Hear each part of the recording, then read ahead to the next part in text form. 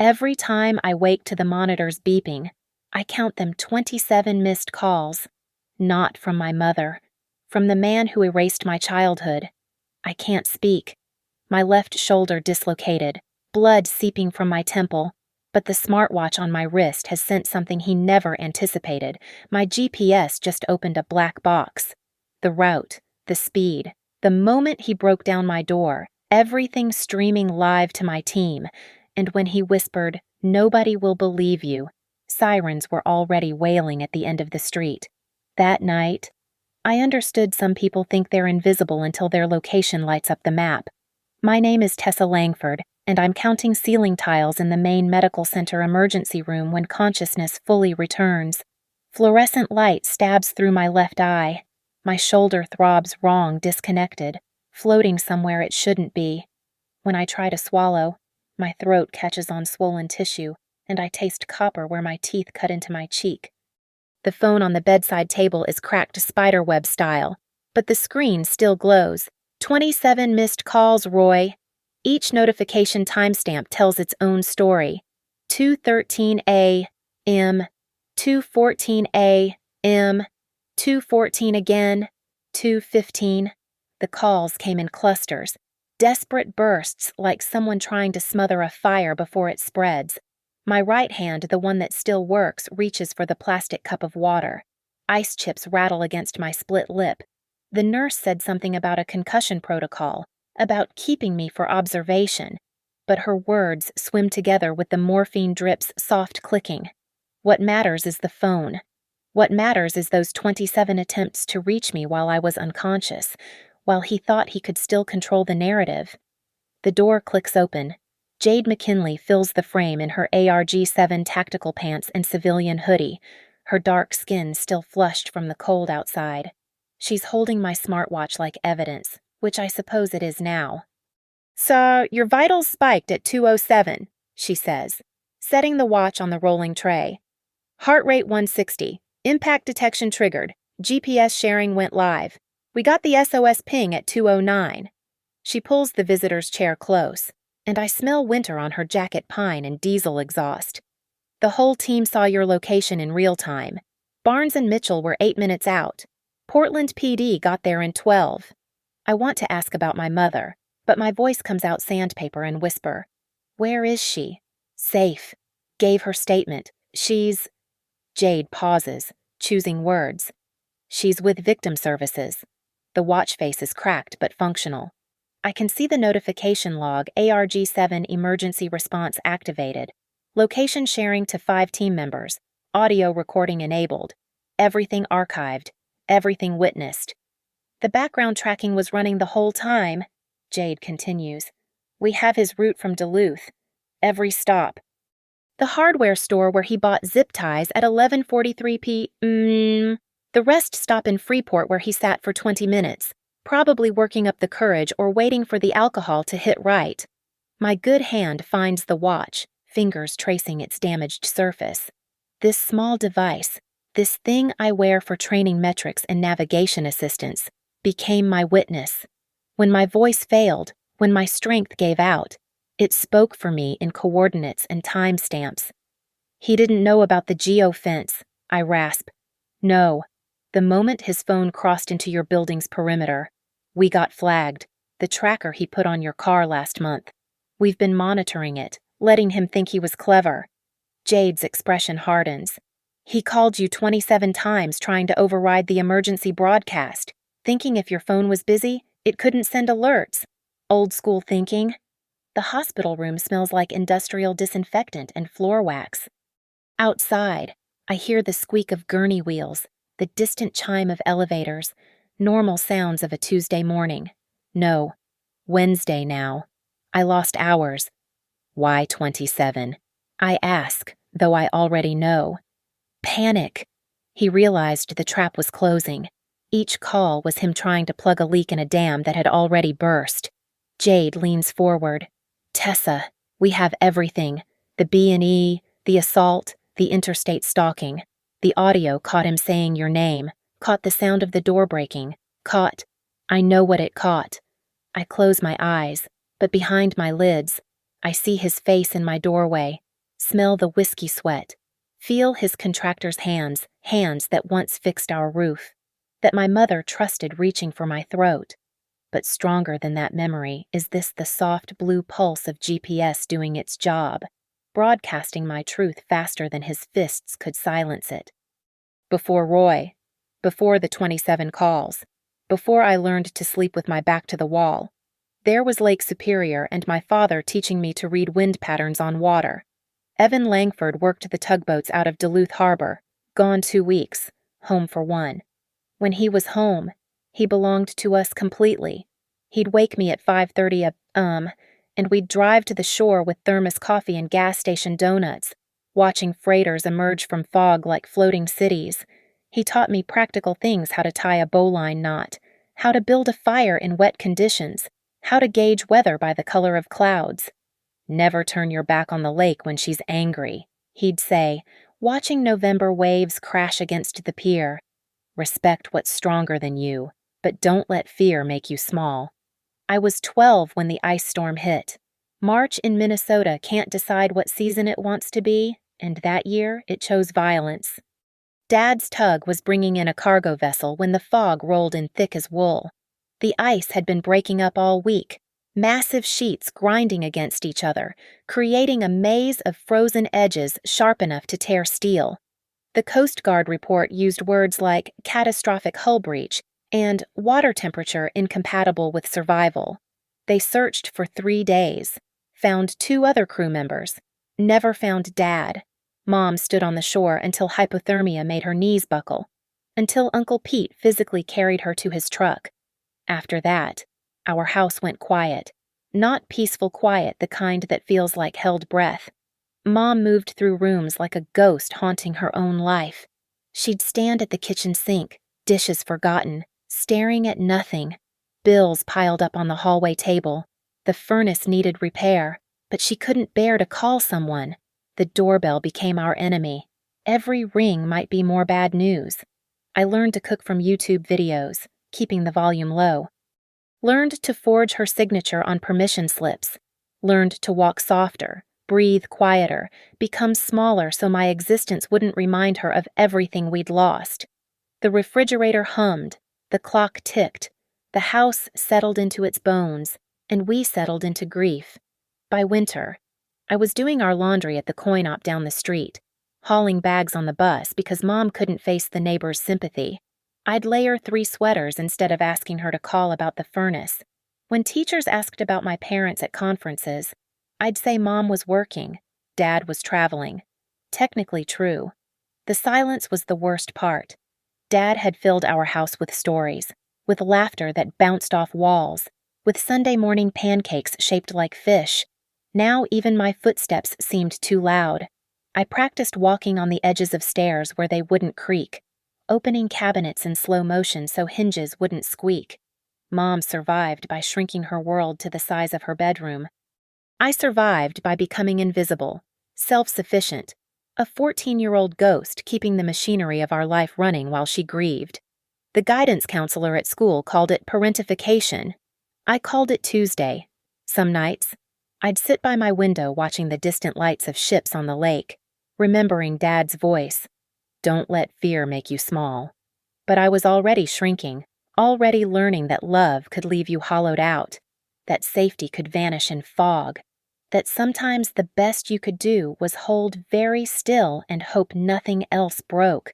I didn't know then that worse things than grief could walk through our door. Didn't know that Mom's silence was creating a vacuum that would soon be filled by a man who'd mistake our quietness for weakness, our caution for submission. The lake took my father in March. Roy Calder would arrive the following September, tool belt jangling like warning bells I was too young to recognize. Roy Calder arrived with September rain, hired to fix our leaking roof. Mom had finally called someone after water dripped through the ceiling onto Dad's old recliner, the stain shaped like a continent, growing darker each storm. He was everything a grieving widow might find comforting: broad shoulders, calloused hands, a truck full of proper tools. He fixed the roof in 2 days, but kept finding reasons to return. The gutters needed cleaning. The porch steps were rotting. The furnace that had stayed broken for a year suddenly became his personal mission. No charge, he'd say, waving off Mom's protests. Neighbors help neighbors. He brought firewood, stacking it neat against the house. Brought groceries, since he was at the store anyway. Brought noise back into our silent house, his laugh too loud, his boots too heavy on floors that had learned to hold grief quietly. Mom smiled for the first time in 18 months.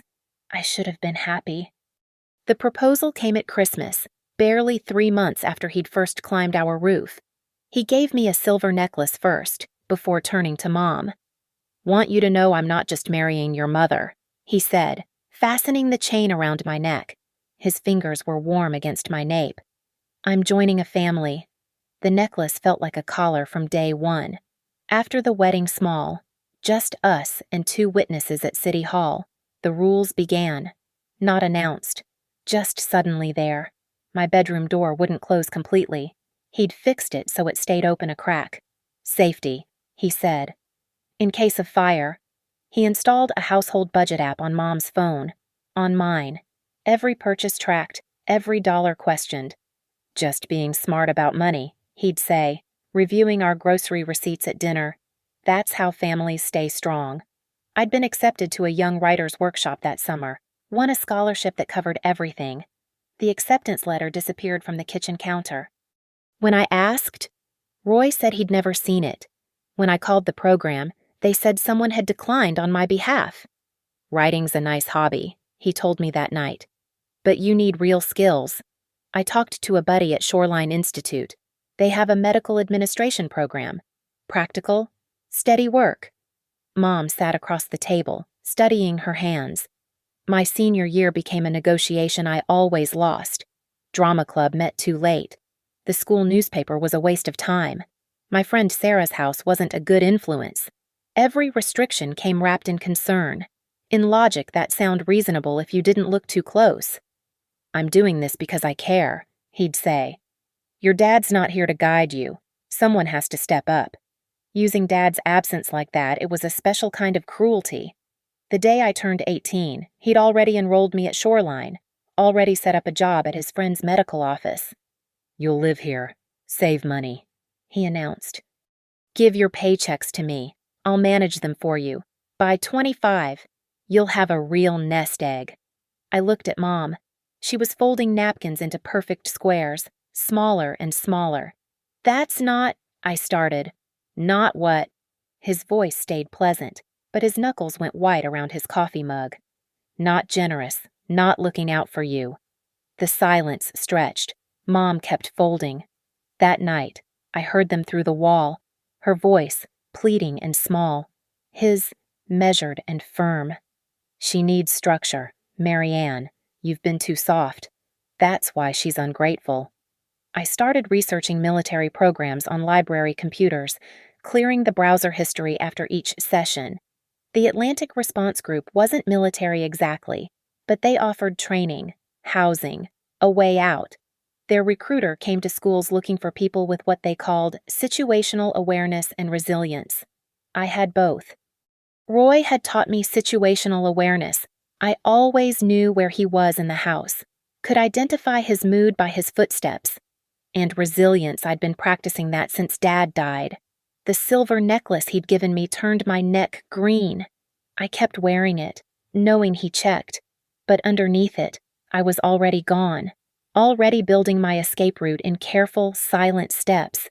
He thought he was fixing us, creating the family he imagined we should be.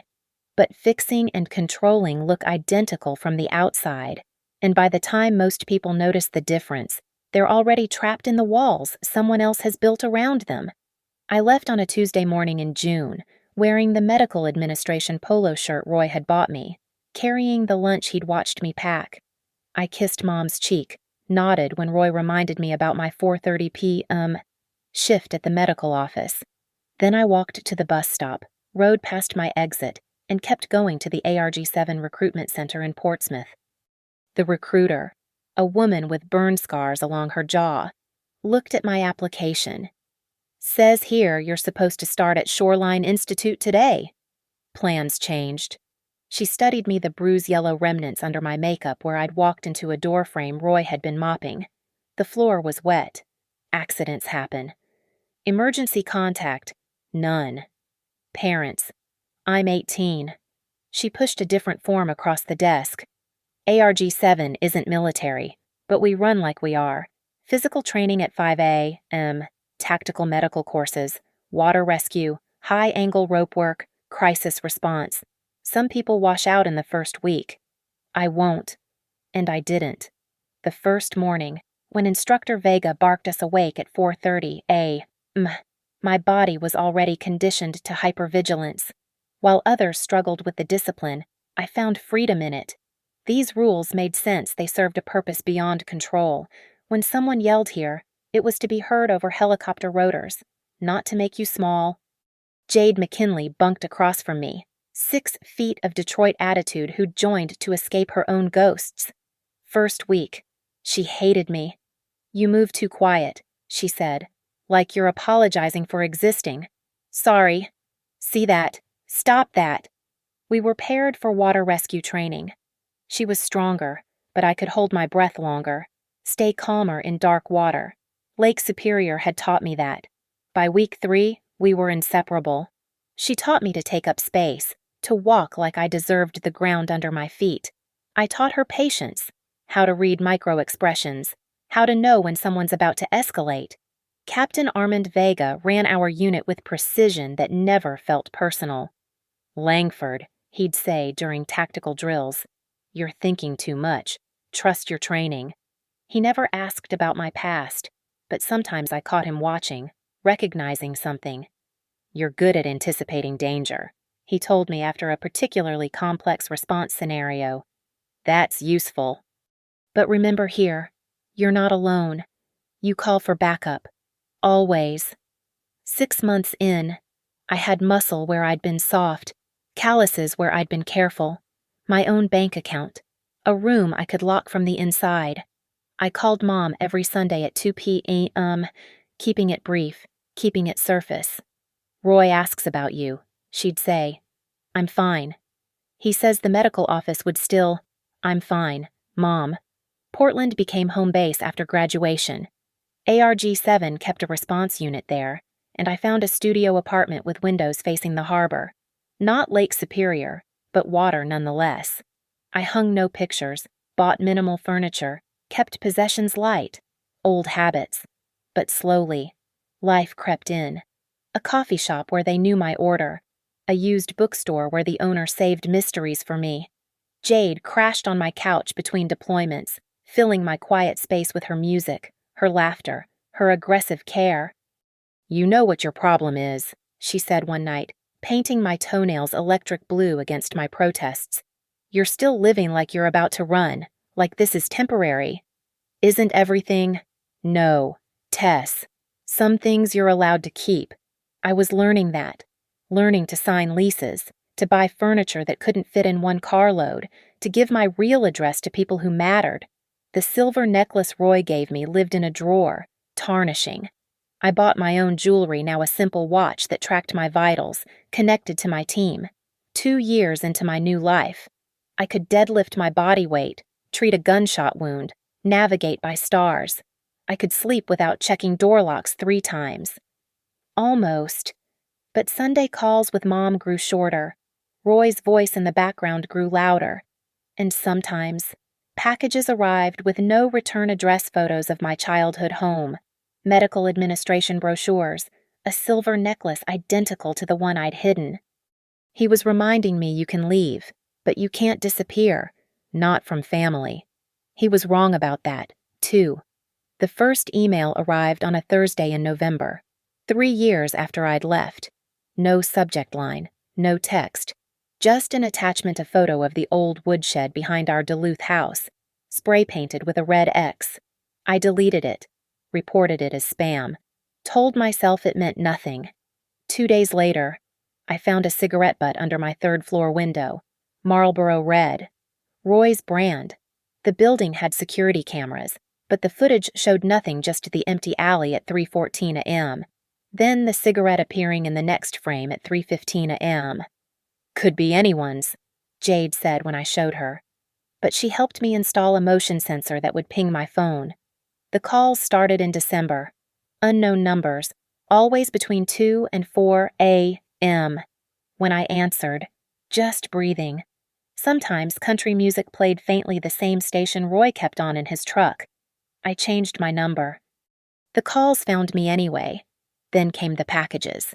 A medical administration textbook left outside my door, a silver necklace in my mailbox, a photo of Mom in the grocery store, taken from behind, Roy's hand visible on her shoulder. I started documenting everything. ARG-7 trained us to build cases, gather intelligence. My laptop became a evidence folder: dates, times, photos, recordings. Vega noticed me getting jumpy during training. You good? Langford. Personal situation. He nodded. Didn't push. You need resources. You ask. Christmas brought a voicemail from Mom, whispering, "Don't come home, please." Before I could call back, a text from her number. "Ignore that pocket dial, would love to see you for holidays. Mom and Roy." The tone was wrong. Mom never used exclamation points. I activated location sharing with Jade, called it a safety protocol. She didn't question it. I programmed my smartwatch to detect impact, sudden heart rate spikes, unconsciousness. If triggered, it would alert my team automatically. "Paranoid much?" Jade asked, watching me test the settings. "Prepared. Tess, if someone's..." It's handled. But it wasn't. January brought an escalation. My car, which I'd parked in different spots each night, sprouted a magnetic tracker under the rear bumper. I left it there. Let him think I hadn't noticed while I monitored its signal. The tracker's ID traced back to a batch sold at a hardware store in Duluth.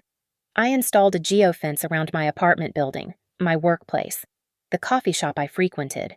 If any device associated with Roy's digital signature entered those zones, I'd know. The app could detect his phone, his truck's Bluetooth. Even the key fob he'd bought last year, Mom had mentioned it in one of our stunted calls. Late February. The motion sensor outside my window triggered at 1:43 a.m. By the time I looked, just footprints in the snow. Size 11 boots. Roy wore 11s. "You should file a report," Jade insisted. "With what proof?" "Cigarette butt spam emails. The tracker proves someone bought a tracker, not who placed it." She grabbed my shoulders, forced eye contact. "You're doing that thing, that shrinking thing, like you're trying to handle this alone." "I'm handling it." "No, you're waiting. There's a difference." March 1st. Mom called during my shift. Her real voice, not the performed one. "Honey, I need to tell you something." "Mom, he's been drinking more. Since you left. He says things about finding you, about bringing you home. I wanted to warn." The line went dead. When I called back, Roy answered, "Marianne's resting. She's had a difficult day. Put her on. You upset her with your lifestyle choices. This distance you've created. Families should be together, Tessa." "We're not family." He laughed, low and unfamiliar. "Legal documents say otherwise. I'm your father now, your only father." The rage that flooded me could have powered the entire building. "You're nothing to me." "We'll see about that." He hung up. 20 minutes later, a new email, a photo of my apartment building, taken from the coffee shop across the street. The timestamp showed this morning, 7:12 a.m. When I'd left for work, I opened my laptop, pulled up the geofence app. If he came here when he came here, every step would be logged, every digital breadcrumb preserved. I wasn't the 12-year-old girl who'd lost her father, or the 18-year-old who'd fled in silence. I was ARG-7 now, trained, connected, ready. That night, I sat with my phone, thumb hovering over Vega's number. Jade was right, I was waiting. But not from paralysis, from strategy. Roy had taught me about control, about making someone small. But he'd never learned what I'd learned, that technology remembers everything, that GPS doesn't lie, that sometimes the best trap is the one your enemy doesn't know exists until it's already closed. The knock comes at 2:07 a.m. on a Tuesday in March. Soft, almost polite. 3 taps. Pause. 3 more. Through the peephole, empty hallway. Fluorescent light flickering over nothing. I know better. Should know better. But training kicks in, check the corners. Clear the threshold. My hand turns the deadbolt. The door opens 6 inches. He drives his shoulder into it like a battering ram. The chain snaps. Metal pieces scatter across hardwood. The door slams back, catches my shoulder, spins me half around. Roy fills my apartment, bringing winter and whiskey, wet boots and old rage. Hello, Tessa. My living room is small couch, coffee table, kitchen peninsula, no room to run, exactly how he planned it. He's bigger than I remember, or I'm suddenly smaller, time collapsing backward. Get out. We need to talk about family. He steps forward. I step back. My training screams at me, don't give ground. Maintain stance, but my body remembers older lessons, make yourself small. Avoid the hands. You left your mother. Abandoned her. I left you. Wrong thing to say. His face shifts. That familiar tightening around the eyes. He lunges. I dodge left, but the coffee table catches my thigh. We go down together, his weight crushing air from my lungs, my head striking the floor edge. White sparks, copper taste. I drive an elbow back, catch his ribs. He grunts, shifts his weight, and I twist sideways, almost free before his hand finds my hair, yanks back hard enough to scream.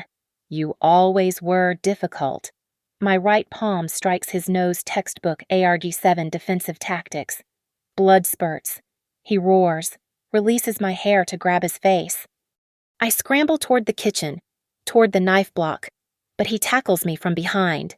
We hit the peninsula. Something cracks the wood. My rib, unclear.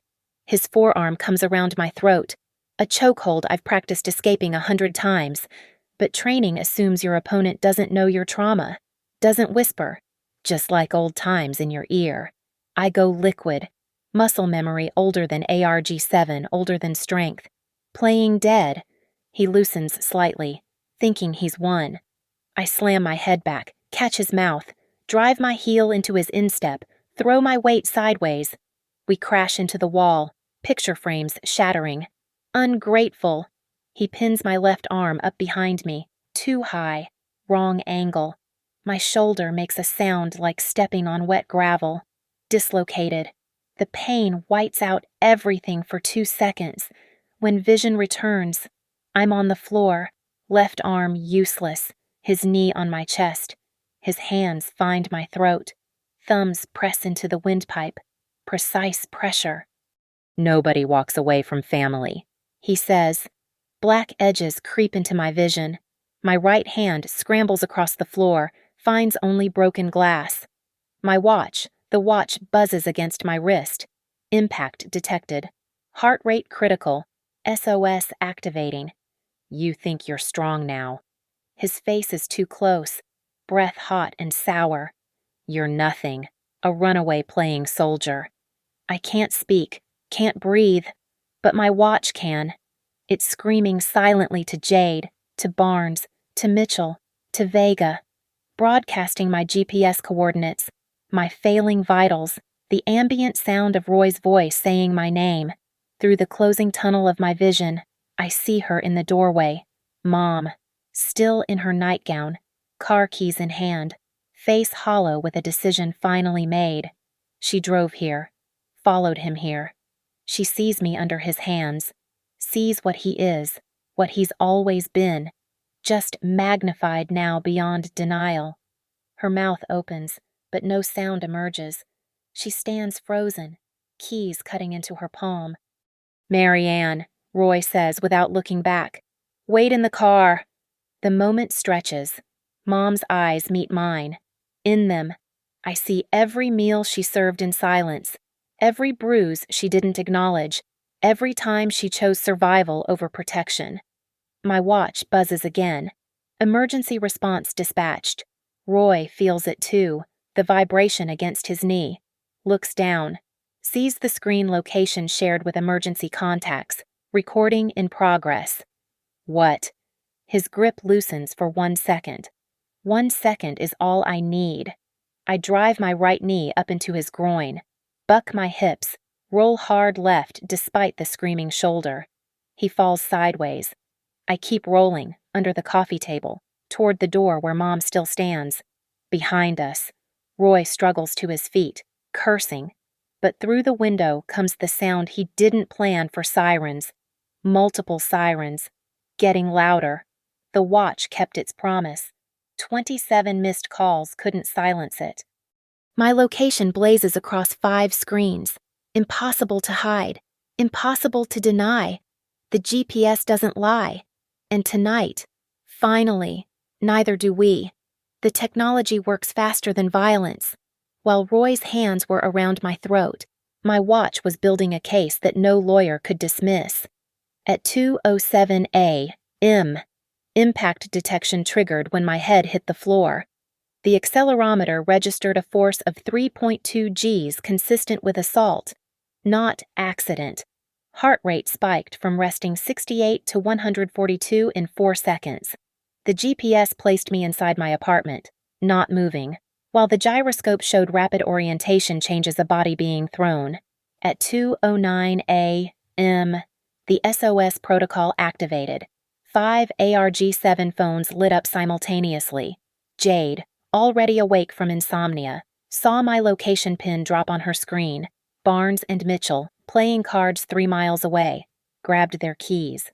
Vega, home in Portsmouth, started making calls, but the watch did more than alert. It recorded. Every 15 seconds, it captured ambient audio and uploaded it to ARG-7's emergency cloud.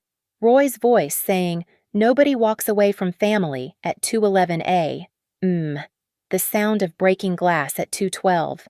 My choked breathing or lack thereof at 2:13. Meanwhile, the geofence I'd configured weeks ago was cataloging digital evidence.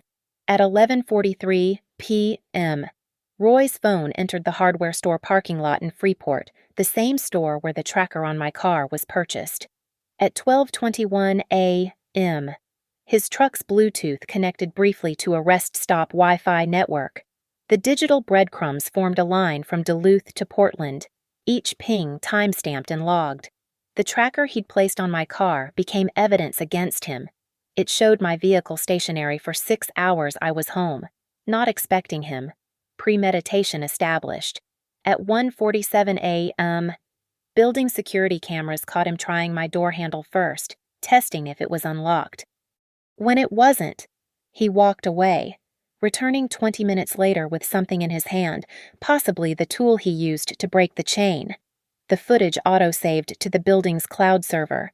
Untouchable. Roy's phone still in his pocket as he attacked me was his biggest betrayal. Location services tracked him speeding, crossing state lines, violating the restraining order I'd filed in New Hampshire 6 months ago after the photo of my building appeared. That violation alone was a felony, but the 27 calls became the perfect metaphor for his unraveling. 2:14 a.m. First call while he had me pinned trying to override the emergency broadcast. 2:14 again. 2:15. 2:16. Rapid-fire dialing as he realized the SOS was already sent. 2:17 through 2:21 calling while choking me. The phone's proximity sensor detecting his face against the screen, recording the angle of his head tilted down, looking at me while trying to silence the alert. 2:22 through 2:30 desperation calls as sirens approached, his GPS showing him still in my apartment, my vital signs showing respiratory distress. Each unanswered call added another timestamp to the assault timeline. Phone records would show my device never rang. It was in emergency mode, all non-critical functions suspended while broadcasting my location. Jade pulled the data while racing to my apartment. She screen-recorded everything, creating redundant backups. Barnes called Portland PD dispatch, reading my GPS coordinates in real time. Mitchell contacted the state police, flagging the interstate stalking. The system I'd built paranoid. Jade had called it was testifying for me while I couldn't speak. At 2:24 a.m., the apartment building's entry log recorded Roy's key fob from his truck locking he was trying to leave. but the same system logged Portland PD arriving 7 seconds later. The parking lot cameras caught him running back toward my building, caught officers following. My mother's phone, forgotten in her hand as she stood frozen, was recording video. She'd started it in the car, thinking she might need proof of Roy's drinking for a divorce lawyer. Instead, she captured him saying my name with his hands on my throat, captured my legs going still, captured the exact moment she chose to do nothing, but the machines chose differently. Every device in that room watch, phones, cameras, sensors bore witness. They created a digital chain of evidence that started in Duluth and ended with Roy's hands around my throat. The 27 missed calls weren't him trying to reach me. They were him trying to interrupt the truth. He failed. By 2:26 a.m., multiple agencies had my location, my vitals, and 15 audio clips of an assault in progress. The building's security system had exterior footage. The geofence had tagged his digital signature at every stage of approach. The GPS had drawn a map of premeditated violence across 3 states. Later, a detective would tell me it was the most thoroughly documented assault he'd ever seen. Your watch was like having a witness who couldn't be intimidated. Roy believed in control through isolation. No witnesses, no proof, no escape. He never understood that in 2025 we're never truly alone. Every device is a potential witness, every network a possible ally. The sirens grew louder. Boots thundered up the stairwell, and somewhere in the cloud, 27 timestamps were waiting to testify. The door explodes inward at 2:26 a.m. Jade enters first, weapon drawn. Barnes and Mitchell flanking. Behind them, Portland PD officers flood my small apartment, their radios crackling with updates. The space that felt too small during the fight now overflows with uniforms and voices. Hands, show me your hands. Roy raises them slowly, blood still dripping from his nose. He's calculating, even now, what story might work. This is a family matter. I'm her father. Stepfather, Jade corrects, kneeling beside me. And you're under arrest. I push myself up with my good arm, shoulder screaming. Mom hasn't moved from the doorway, still clutching her keys and phone like talismans. The video is still recording. A state trooper reads Roy his rights while another documents the scene-broken door chain, shattered frames, blood on the hardwood. Each photograph will match perfectly with the digital timeline my devices created. Tessa, we need the cloud access, Jade says quietly. For the evidence package. I nod toward my laptop. Give her the password. She opens it, and there it is, weeks of documentation appearing on screen. The emails, the photos, the cigarette butts I'd photographed, the tracker's serial number, the restraining order he'd violated. But the crown jewel is the night's GPS data, now visualized on screen. A red line traces Roy's route from Duluth every stop, every speed violation, ending at my apartment. The timestamps align perfectly with the 27 calls, creating an indisputable narrative. Captain Vega arrives as EMTs are stabilizing my shoulder.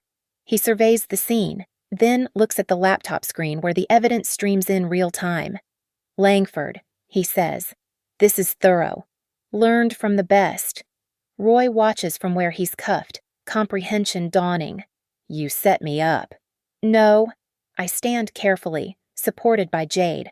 I documented you, every step you took, every call you made, every time you thought you were invisible, the GPS saw you.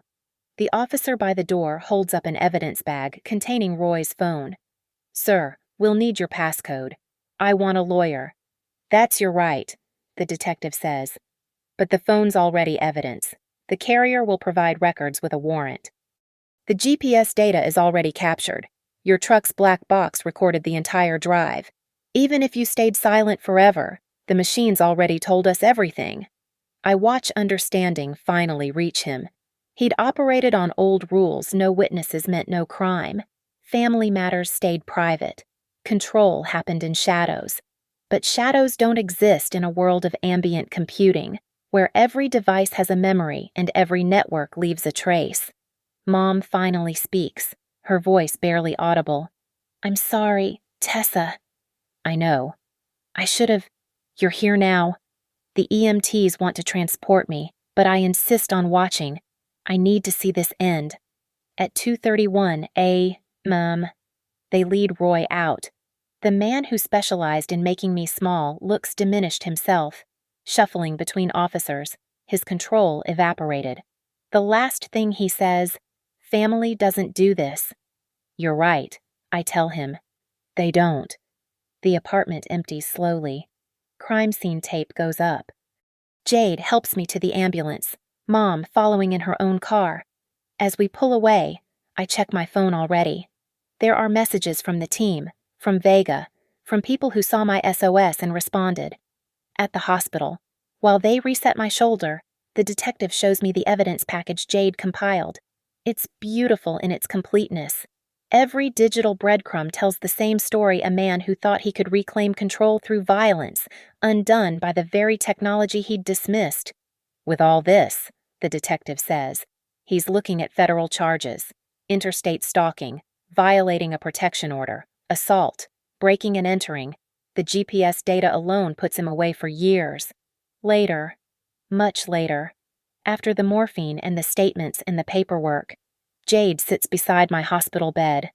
"You knew he'd come," she says. "I suspected." "And you prepared a digital trap." "I prepared documentation. He trapped himself by walking into it." She squeezes my hand. "We don't leave anyone behind." "No," I agree, thinking of Dad's voice across the years: "Respect what's stronger than you, but don't let fear make you small." We don't. Roy thought he could erase my independence with his hands. Instead, 27 missed calls became 27 nails in the coffin of his freedom. Each timestamp a witness, each GPS coordinate a truth he couldn't strangle silent. The machines remembered everything. And finally, so would the justice system. Click. The handcuffs close. Blue and red lights paint the white hospital walls, then fade into dawn. Thank you so much for listening to my story. I'd love to know where in the world you're hearing this. Drop a comment below and let's connect. If this story resonated with you, please subscribe to the channel and share your thoughts. Your stories matter too, and this community is here for all of us.